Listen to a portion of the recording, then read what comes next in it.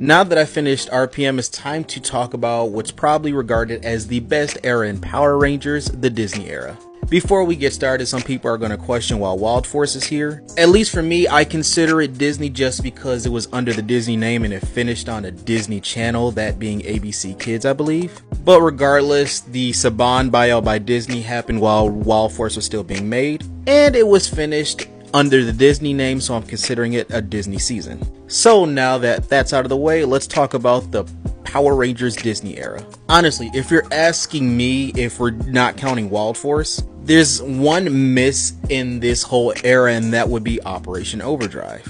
Other than that, I find every other season enjoyable.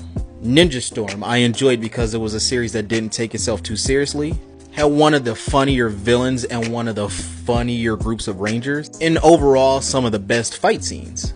In Dino Thunder, it's a culmination of the past and present. We get to see Tommy Oliver's full character come full circle, while helping the new generation of Power Rangers. In SPD, you get, in my opinion, the best mentor in Doggy Kruger, and some pretty good storytelling as far as the Rangers and the SPD team. Mystic Force is a fun culmination of Power Rangers with magic and mysticism. Jungle Fury has probably one of the best dynamics between hero and villain, with the struggles of not only Casey but between Jared and Daishi.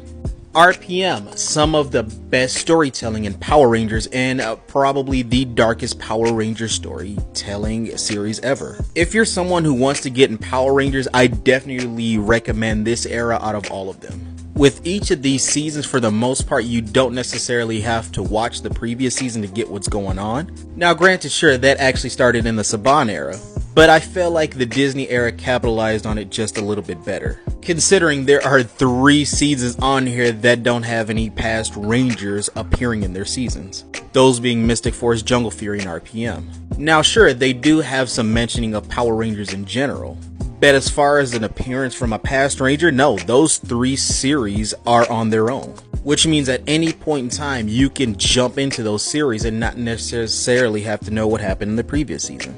I'm not saying you can't do that for the rest of the Disney era, but for example, let's say Dino Thunder and SPD. There are crossover episodes from the previous team with their villain.